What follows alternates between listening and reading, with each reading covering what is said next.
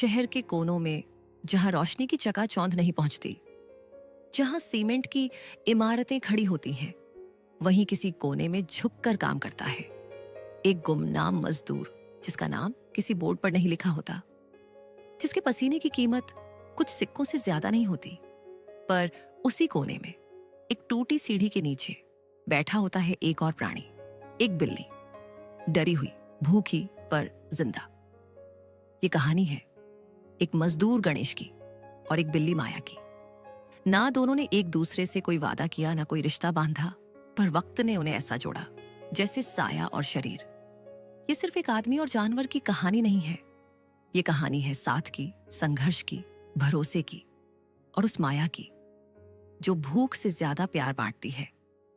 सीढ़ियां और साया, एक ऐसी यात्रा जहां रिश्ते खून से नहीं, एहसास से बनते हैं। शहर की चमचमाती ऊंची इमारतों के बीच कुछ परछाइयां भी बसी थीं, जिनमें से एक था गणेश, एक मजदूर जो सुबह से लेकर शाम तक उसी इमारत की नींव में सीमेंट और ईंटें ढोता था। उसकी थकी हुई आंखों में सपने कम और धूल ज्यादा थी। शाम को काम खत्म करने के बाद वो रोज सीढ़ियों के नीचे की उस ठंडी परछाई में बैठता, जहां थोड़ी देर को शांति मिलती थी। यही उसकी छोटी सी दुनिया थी। उस दिन शाम ढलने को थी। गणेश ने अपनी पोटली से सूखी रोटी निकाली और दीवार से पीठ टिकाकर बैठ गया। तभी उसे एक धीमी सी म्याऊं सुनाई दी। उसने इधर उधर देखा तो सीढ़ियों की दरार के पास से एक बिल्ली धीरे धीरे बाहर आई, पतली दुबली, धूल में सनी, आंखें भूख से ढसी हुई, पर उनमें एक अजीब सी मासूमियत थी। गणेश ने अपनी आधी रोटी उसकी ओर सरका दी। बिल्ली रुकी, घबराई, लेकिन फिर धीरे धीरे आकर रोटी को खाने लगी। गणेश उसे देखता रहा। उसके होठों पर एक हल्की सी मुस्कान आई। अरे बहन, तू भी मेरी तरह ही भूखी दिखती है। बिल्ली ने उसकी ओर देखा, जैसे उसका दर्द समझ रही हो।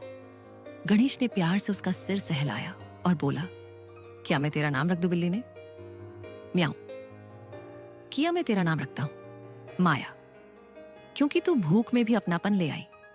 उस दिन के बाद सीढ़ियों के नीचे दो साए बैठते, एक मजदूर और एक बिल्ली, जिनकी जरूरतें कम पर दिल बड़े थे।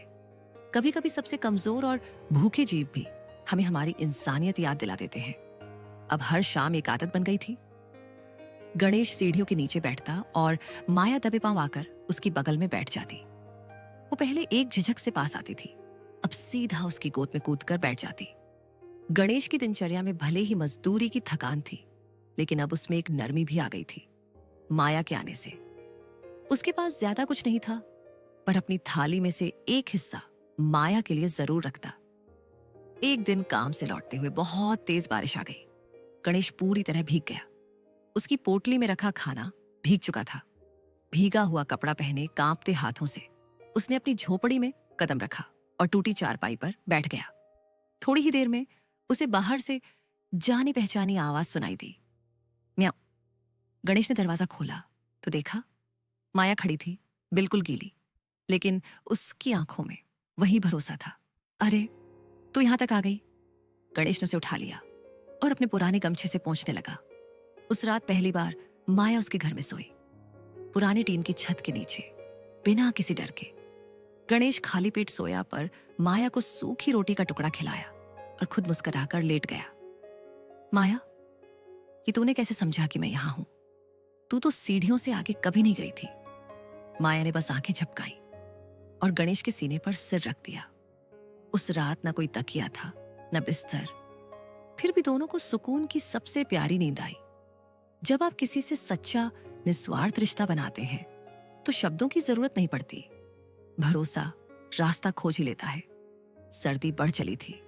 दिसंबर की ठंडी हवाओं ने शहर को जकड़ लिया था। इमारत का काम अब धीमा पड़ गया था और गणेश को कई दिनों से कोई मजदूरी नहीं मिली।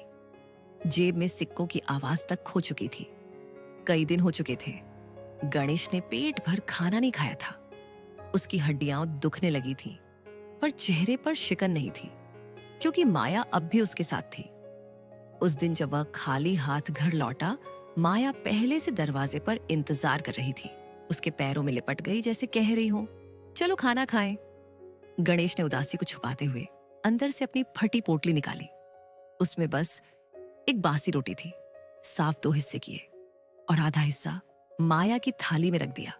माया ने रोटी सूंघी और उसकी ओर देखा। आंखों में सवाल नहीं, बस अपनापन था। गणेश ने कहा, आज तुझे खिला के लगता है जैसे खुद खाना खा लिया। तू है तो मैं हारूंगा नहीं। उसने माया के माथे पर प्यार से उंगलियां फेरी और चुपचाप चारपाई पर लेट गया। भूखा पेट था, पर उदासी नहीं थी। उसी रात माया उसके पैरों के पास गोल होकर सो गई। उसके शरीर की गर्मी जैसे गणेश की हड्डियों में जान भर रही थी। जब जीवन की मार सबसे तेज होती है, तब वही साथ सबसे कीमती होता है, जो बिना शर्त आपसे जुड़ा हो। शहर की सर्दी अब अपने चरम पर थी। एक रात जब गणेश काम की तलाश में थककर लौटा, तो दरवाजा हल्का सा खुला रह गया था। उसे लगा शायद जल्दबाजी में बंद करना भूल गया। वह भीतर गया। माया ने हमेशा की तरह उसका स्वागत किया। पूंछ हिलाते हुए उसकी गोद में चढ़ गई। गणेश ने चूल्हे की राख में हाथ सेंकते हुए कहा, माया, तुझसे बात किए बिना दिन पूरा नहीं होता। अब माया से बात करते करते गणेश की आंख लग गई। रात का सन्नाटा था। गणेश गहरी नींद में। तभी एक आहट से माया सतर्क हुई। दरवाजे के पास हल्की सी परछाई सरकती दिखी।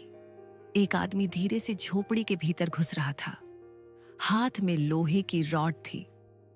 माया ने बिना देर किए जोर से चिल्लाना शुरू किया, म्याऊं, म्याऊं। गणेश की नींद टूटी। वो एकदम उठ खड़ा हुआ और माया को देखकर समझ गया कि कुछ गड़बड़ है। उसने उस आदमी के मुंह पर गमछा फेंक दिया और बाहर की ओर दौड़ा। आसपास के लोगों की आवाजें आईं। कौन है, क्या हुआ? आदमी डर के मारे भाग गया। गणेश हाँफते हुए जमीन पर बैठ गया। माया आकर उसके पास बैठ गई, जैसे कह रही हो, मैं हूं ना। लोगों ने कहा, किस्मत अच्छी थी तेरी, वरना आज कुछ बड़ा हो सकता था। गणेश ने माया को गोद में उठाकर कहा, किस्मत नहीं थी, माया थी। जिसे लोग जानवर कहते हैं, वो आज मेरी जान बचा गई। उस रात गणेश ने पहली बार चूल्हा जलाया। अपने लिए तो कुछ नहीं बना सका, लेकिन माया के लिए दूध का जुगाड़ करके गर्म किया। जो साया बनकर साथ रहता है, वो जरूरी नहीं इंसान हो। कभी कभी माया भी जान बचा सकती है। कुछ हफ्तों बाद गणेश की हालत और भी कमजोर हो चली थी। लगातार बेरोजगारी, ठंड और अधपेट भोजन ने उसके शरीर को तोड़ दिया था। उसका चेहरा पीला पड़ गया था और खांसी अब हर रात की मेहमान बन चुकी थी। माया अब हर वक्त उसके पास रहती। वो उसकी छाती पर लेट जाती, कभी उसका सिर सहलाने लगती, जैसे कहना चाहती हो, मत हारो, मैं यहीं हूं। एक दिन एक सामाजिक संस्था की महिला किसी की तलाश में झुग्गी बस्ती में आई। उसने गणेश को देखा, कमजोर लेकिन एक प्यारी सी बिल्ली को गोद में लिए हुए, जो उसकी आंखों में झांक रही थी। क्या ये आपकी बिल्ली है? गणेश ने मुस्कुराते हुए कहा, नहीं, ये मेरी साथी है, मेरा परिवार है। उस महिला को यह रिश्ता छू गया। 2 दिन बाद एनजीओ ने उसे अस्पताल में भर्ती करवाया, दवाई दिलवाई और एक नई शुरुआत का प्रस्ताव रखा। एक शेल्टर होम में चौकीदार की नौकरी और रहने को एक छोटा सा कमरा देने की बात की गणेश ने हाँ कहा, पर उसकी एक शर्त थी, माया भी मेरे साथ जाएगी। और फिर एक पुरानी बिल्डिंग के अंदर बने उस शेल्टर होम में अब एक चौकीदार रहता था, जिसकी टेबल पर एक नाम पट्ट था, गणेश और माया साथ ही जो जिंदगी बदल दे। गणेश अब हर रोज आने जाने वालों को मुस्कान से सलाम करता और माया उसकी चौकी के नीचे बैठी रहती। अब भूखी नहीं, डरी नहीं। जिंदगी अगर तुम्हारे पास कुछ भी ना छोड़े, तो भी अगर एक सच्चा साथ तुम्हारे पास हो, तो तुम फिर से जीना सीख सकते हो। यह सिर्फ एक मजदूर और एक बिल्ली की कहानी नहीं थी। ये उस अदृश्य माया की कहानी थी, जो भूख, ठंड और अकेलेपन के बीच इंसानियत का साया बन जाती है।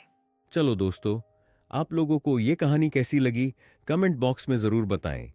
अगर अच्छी लगी हो तो वीडियो को लाइक करें और चैनल को सब्सक्राइब जरूर करें।